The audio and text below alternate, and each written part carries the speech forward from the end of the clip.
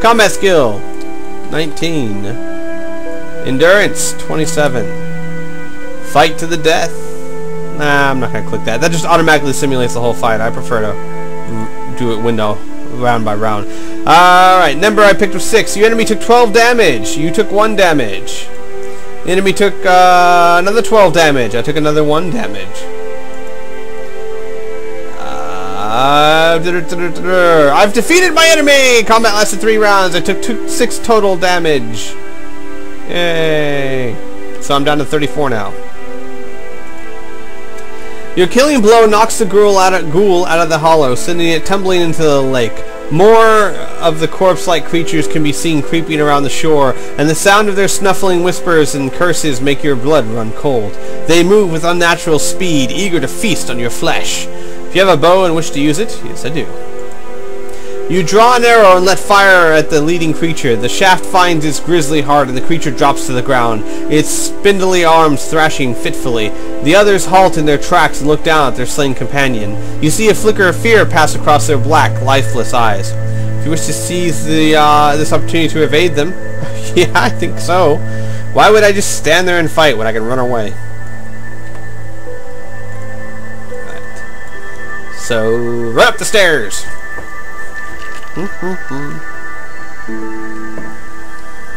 As you step from the hollow, a weight drops onto your back and drags you to your knees. Long, sharp fingers as hard as steel clamp around your throat, and the sound of gnashing fangs fills your ears. You twist and roll, hoping to break from the creature's grip, but it is unnaturally strong. So you reduce your combat skill by 3 points for the duration of this fight, unless you possess the Magna Chi skill of Discipline of Hunt Mastery or Divination. I have both. I could use the Summer Sword again if I wanted. Let's see. So, it has a combat skill of 18 and 29. Let's do it! It took 9 damage, I took 3 damage. It's dead! I took a total of 3 damage, so it must have been a one-hit kill in the second round. But booyah!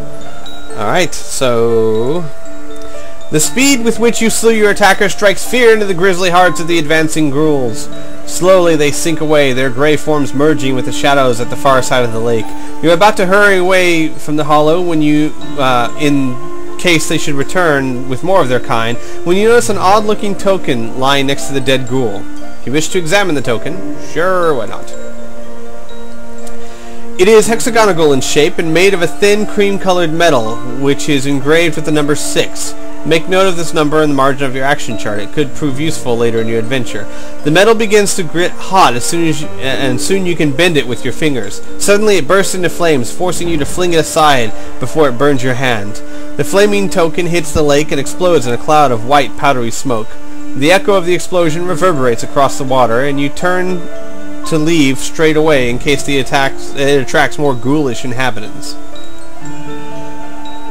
The climb to the arch at the top of the stairs is slow and a laborious one. Each step is as tall as a young tree, and the smooth black stone offers few handholds. Several hours slip by before you reach the summit.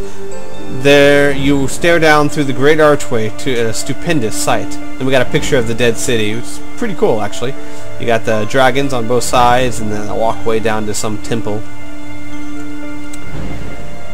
The streets and buildings of the ancient civilization lie before you, disappearing into the gloom of the titanic chasm of immeasurable size. Ziggurats and towers, their carved walls, cracked and crumbling, lean at impossible angles, having sunk into the soil over the centuries. This is Xyrex, the legendary metropolis of the once home to the race fathered by Nexnor, the greatest of all dragons, or Nexitor. Nixitor? Yeah, I guess Nixitor.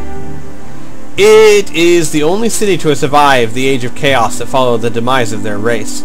A wide avenue leads from the archway to enter the city at a place flanked by 2 massive statues of dragons sitting on their haunches, with their stone-fanged mouths agape. You stop and rest here and must now eat a meal or lose 3 endurance points. Yeah, I'm gonna eat another meal. Boom. You are about to set off into the city when you catch a glimpse of a shadowy figure moving furtively among the ruins of an edifice to your left. If you completed the lower circle of spirit. No, I have not. If you not completed the lower circle of spirit, you can investigate the shadow. Sure, let's investigate the shadow. It would be unwise to just leave it. Hang on.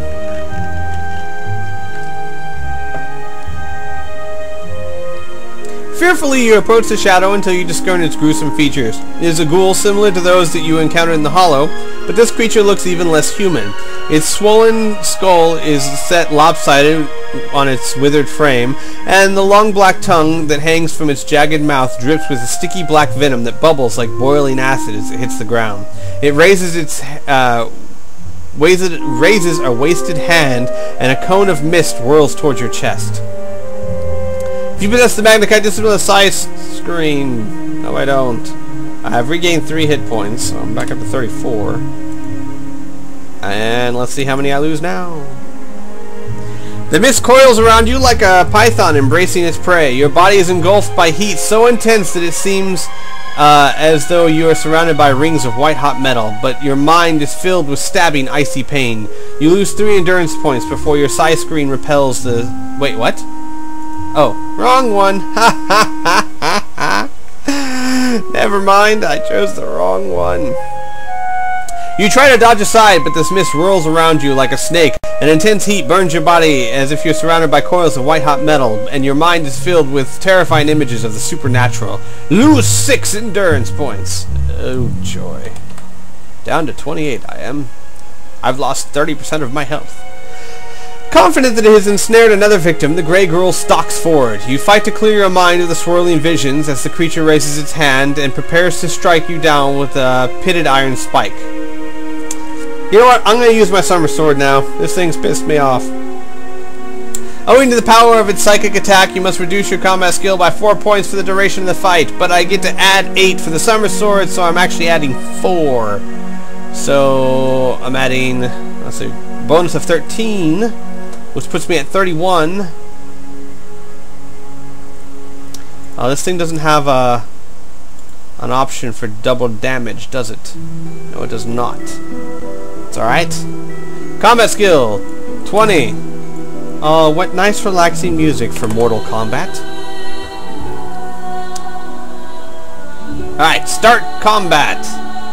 That stinks that this can't do double damage. Huh. Alright.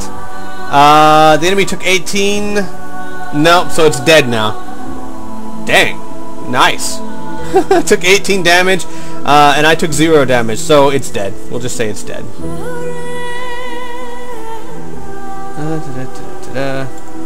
Okay. Good. I'll just have to double the points myself, I suppose. I killed that thing fast, I did. At last, the grisly creature surrenders to death and collapses at your feet. At last? It took 1 fight, 1 round. You sheath your weapon and kneel over its torn body, drawn by the side of a ring on the finger of the right hand. It gleams incredibly, as though it's only minutes old, and the deep yellow stone that is set in its silvery metal glows with the eldritch light. If you wish to keep this psychic ring, mark it on your action chart. I will keep this psychic ring, and I will get rid of... where's my permanent record? I'll get rid of the invitation.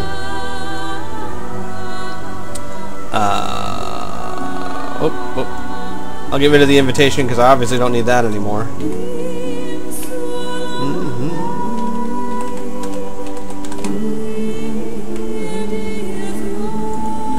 There we go. Alright. For countless hours you follow the great avenue as it bisects the heart of Xerix. The once grand buildings that line the ancient thoroughfare are now in varying states of decay. Some are almost intact, while others have disintegrated into little more than piles of black rubble.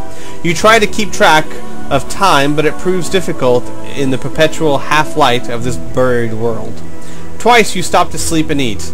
Erase 2 meals from your action chart or lose 6 endurance points before you enter the center of the city. Alright, I'm gonna erase my 1 meal and then we'll just use Hunt Mastery for the other one so we don't lose any endurance points. Alright? You discover you discover a great hall. It's porticoous, smooth, undamaged by time. As you pass through one of the massive arches, you notice a group of reptilian creatures huddled at the top of a staircase that descends into the darkness. They are stroking a large leathery egg and speaking to each other in a low hissing language. If you wish to approach these creatures under the cover of the pillars that line the hall, if you wish to call out to them, if you have a bow in which to use it. Let's approach them. They haven't actually attacked me yet. And we have a picture of them. They kind of look like, they got frog legs, but they look kind of like alligators. It's weird. In any case, let's just approach. The black flagstones are covered with a fine layer of grit that scrunches every time with every step you take. If you have the Magic Discipline of Invisibility and have reached the rank of Principalian, I have! Ha ha ha!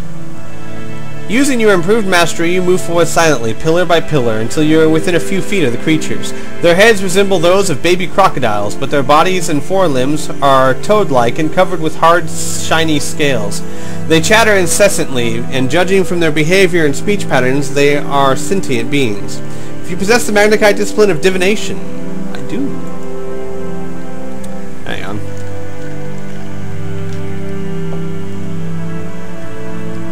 You detect that these creatures have the ability to communicate telepathically, although it is one of their less developed skills. Their leader appears to be female. She is taller and lighter in color than the rest. You take the risk of calling to her telepathically. She responds by turning to face you. When her companions see that she has attracted her attention, they shriek with fear and scurry down the stairs, carrying with them the egg, which they cradle protectively in their webbed hands. But she remains and speaks to you with her mind. You are unlike the other man-things that have ventured into our domain. What is it you seek? Care you not what happens to those of your kind who trespass here? The reptilian points to the far end of the hall, where a group of ghouls are huddled in the shadows. Your skin creeps as you realize that they were once men like you. I seek the Lore Stone, you reply boldly. I am the Kai Lord Lone Wolf, and I quest for the wisdom of Nixitar, that I may vanquish the spawn of his enemies and save my people from destruction. Her harsh gaze softens as your proud words fill her mind. You sense a sadness within her, but she replies with words of joy. Your quest will be fulfilled, as it was by your sire many centuries ago. We have waited long for your coming, Skarn, and we will fulfill our duty to he who gave us life. Without an outward sign, she beckons for you to follow her, and you comply without hesitation. Alright, I've restored 5 hit points, so I'm up to 33. No, 33. Thank you very much.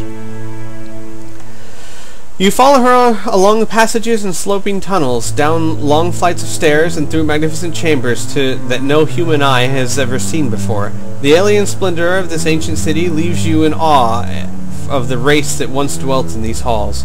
For indeterminable hours you follow in her wake until you arrive at a circular chamber of rust-red stone.